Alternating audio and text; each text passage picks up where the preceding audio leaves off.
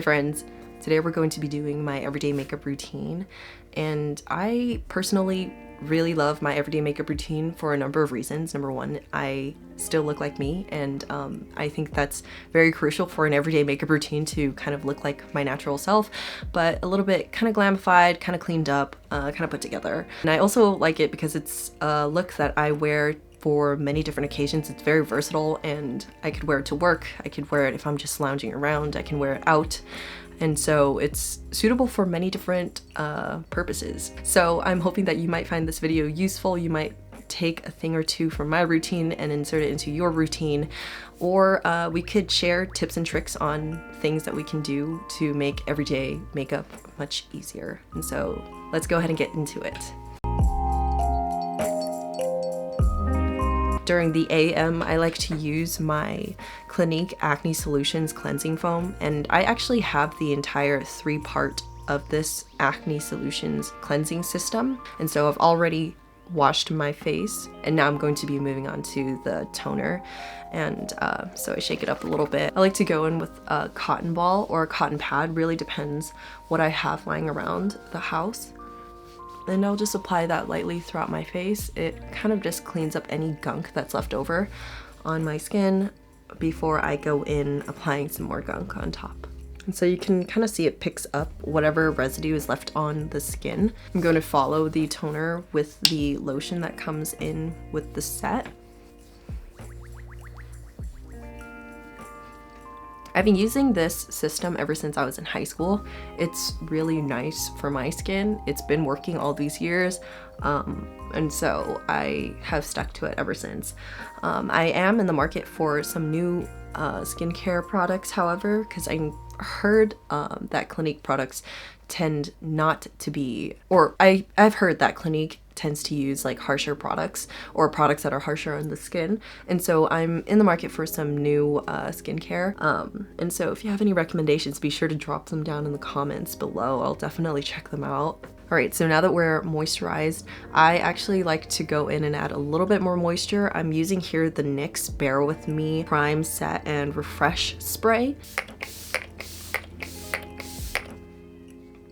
And so you'll see this throughout the video a lot because I like to freshen up. The purpose of this is to kind of keep everything moist. I like to have my skin feel really fresh, and so this is really useful for that. I'm gonna go in with another primer. This is the NYX Bright Maker primer, and so I'm just gonna apply that to the high points of my face right after I applied the spray. I like to wear it sometimes whenever I don't have any makeup on. I'll just plop this onto my skin and head out, but I also incorporate it in my everyday makeup routine. Even if I'm wearing like foundation, it gives like a little shimmer through the foundation, and it's just so pretty. It also smells really cute. I think it smells like lychee or something. I'm going to start out by filling in my eyebrows. I used to do my makeup and do my eyebrows last because I thought that I had to like put on my foundation before everything else, but now I've switched to doing everything after I do my brows. And this is just because I like to fill in my brows and kind of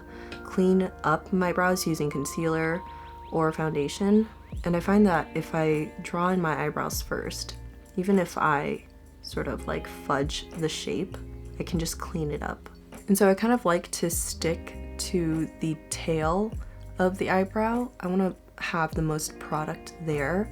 That's just because the front of my eyebrows tend to be full, and so I'm really only lacking hair in the ends of my brows. I'm using here the NYX eyebrow powder pencil, and I like it because it's very affordable. You can find it at Targets or any other drugstore. I'm actually gonna clip up my hair. My sister made these clips for me a few weeks ago for Christmas, and so I'm going to put them to use. So now that the brows are done, we're gonna go ahead and move into concealing and shaping them. I like to go in with the Tarte Shape Tape concealer. I'm using the creamy concealer right now because the original formula was sold out, at least at the Ulta that I went to. And all I'm going to do is I'm just going to lightly carve out the area underneath my brow. The main focus here is to kind of carve out the under eyebrow area. So I'm just cleaning up right under the eyebrow. The tops of the eyebrows I don't really care too much for. I kind of like a messy look at the top because it kind of looks like I have naturally growing hairs, and so the only thing that I'm really picky about is the area underneath the eyebrow because I kind of want that area to look really clean. And then whatever product is left over on the brush, I'm gonna brush it on the area in between my brows, okay, to make it very clear that I don't have a unibrow. Next, I'm gonna go in with a sponge. I'm using here the Real Techniques Miracle Complexion Sponge. I've actually never owned a beauty blender before. That's just because then I've always stuck to either Real Techniques or some other sponge. I think the beauty blender is a little bit pricey, and so I like to stick to these other moderately priced sponges. So following the brows, I like to do my foundation. My favorite foundation is the NYX Total Control Pro Drop Foundation, and I like this foundation for a number of reasons. For one, it's really light, and I like light products on my skin. I don't want to feel like my makeup is too heavy. I don't want to feel like wearing makeup is work, and so I like it for that. I also like it for the fact that it's very buildable, so you can build up the coverage. I'll just do a bloop, bloop on the chin, and finally on the nose. I don't even apply it too much on my forehead. Back in with the sponge. The reason why I like sticking to a sponge for my everyday makeup routine is because the sponge tends to make foundation look more like skin. However, if you're looking for more of like a studio sort of a airbrush look, then your best bet is probably to use a brush.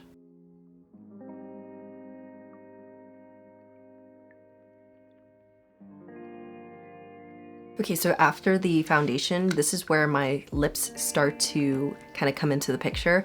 And so I like to go in and moisturize my lips at this point because I've found that the perfect time to moisturize your lips right before like applying lip product is like when you're doing your foundation, because then you get to like have the time to contour and do your eyeshadow and everything else before you apply the lips last. And so like by that time, like the product has like saturated your lips and like soaked into your lips.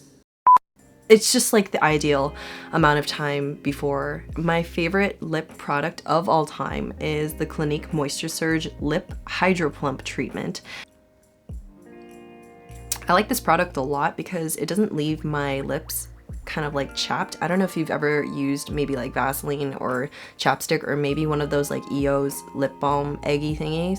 If you apply it to your lips and your lips are already chapped, it just kind of leaves like a film on top of it and it chaps even more. Like it chaps like a layer of chapstick on top of your lips rather than actually seeping into your lips and like moisturizing it. And so this actually kind of moisturizes it, it evens out the layer of skin, it makes applying lip products really, really nice. And so now I'm gonna go in with some concealer. So earlier I was using the Shape Tape. This is my brightening concealer, and I'll put maybe like a dot underneath my eye. And I don't want to put too much just because then I kind of find eye bags hot, so I don't want to brighten like too much, you know. And then for my contouring concealer, I like to use the e.l.f. Hydrating Camel Concealer. So I like to contour with cream products just because the outer areas of my face tend to be drier, and so I want to refrain from using like powder products. I don't know if anyone else really does this, it's kind of like my own thing, but I like to apply contours around the area right here, so the high points of my face, so that it would pull my face upwards. And I kind of applied maybe like a dot or two right here. I kind of want like a really pronounced, like, I don't know what this area is called. It makes it look like I have like a snout or something. I don't know, but you'll see in a second what I mean. The contour, you'll see my cheekbone is right here. I'm gonna do it right above. Same thing on the other side. Then I'm going to also place like a dot or two here. And then of course, some to carve out that jaw. I recommend if you're going to go for like a natural makeup look, I noticed that whenever I use a brightening concealer only, it tends to leave like a white cast because your skin hasn't been primed. And so if you're gonna go in with like a really, really bright concealer right underneath the eyes, be sure to put underneath that like a layer of foundation first. All right, at this point, I like to mist very lightly my face. And this is just to get my face ready for some powder. I'm gonna set my face with the Airspun powder. I've been using the Airspun powder for the longest time. It's really affordable powder and it's translucent, so it doesn't really matter your skin type. I'm just gonna go in with the sponge that I've been using all this time, and I kind of like to press the powder into all of the areas of my face that need to be set. I do like to leave the contour areas alone because I'm gonna go in later with a powder bronzer anyway. I don't like to bake right underneath my eyes for an everyday makeup look because the area underneath my eyes tend to be pretty dry, and so if I bake under there too much without hydrating, it tends to get really blotchy if I wear my makeup for a long time, and I'm trying to have a makeup look that lasts me all day. Like I mentioned right before, I'm gonna bronze my face. I'm using the NYX matte bronzer. I'm a huge fan of NYX products. I'm going to reinforce the contouring that I did earlier by putting on a powder bronzer. And don't be shy with the bronzer. We love bronzer here. I cannot live without bronzer. I could live without like maybe foundation. And now I'm gonna go in with the same bronzer to contour my nose. And the reason why I use a bronzer, don't be too scared of making a mistake here, because you can always go back in with a highlighter to sort of fix where you contoured. And the most important part of any nose contour is to create that little button right here. And in order to do that, you go in with your contour color and you kind of draw like a half moon right above where you want your button to be. And go in with a brighter highlighting color. I'm going in with like a yellowish sort of translucent powder. And I'm just going to draw my button.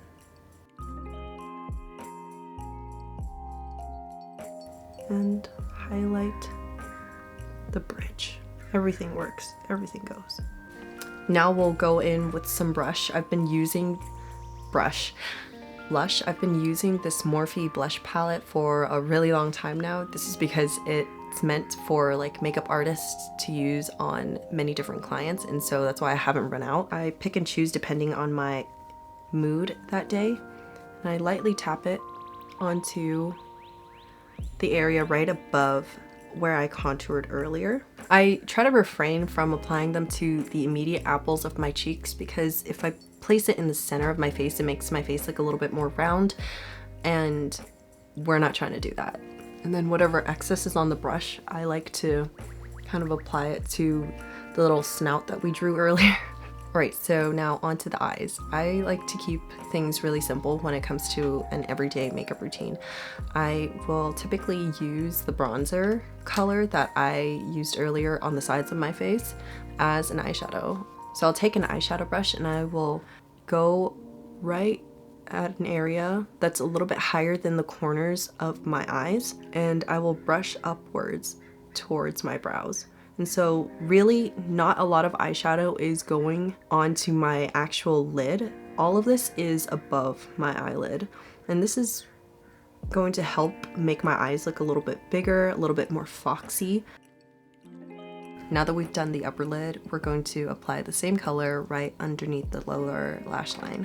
All right, and then now we're gonna go in with some liner. For an everyday look, I like to go in with brown. Unless I'm going to go to like an event later on in the night, I will stick to brown. I'm gonna use the NYX Epic Ink liner in brown. My only problem with this liner, the applicator is not the best. It tends to bubble up around right here, so I'm thinking that there's a lot of product buildup near the tip, and that can get kind of really annoying because I might be applying like a killer liner and the product will get stuck at the tip, and so it'll like bubble up and then touch my skin, and then suddenly I have like marks all over. I'm gonna draw a line towards the tail of the brow, and I like having it point towards my brows because it has a lifting effect for my eyes. I have really small eyelids, and so if I draw it a certain way, it just won't look flattering. I'm gonna do the same thing on the other side, and that was pretty self-explanatory. I don't really know anyone who like lines one eye and then leaves the other one bare. We are lined.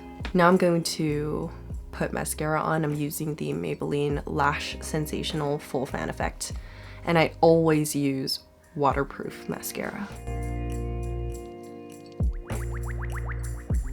Alright, there are like 2 more things before we're done, so hold on to your panties, my friends. I like to finish off my brows by using like a brown waterproof mascara to sort of set my brows, and I like using waterproof mascara over like a brow gel.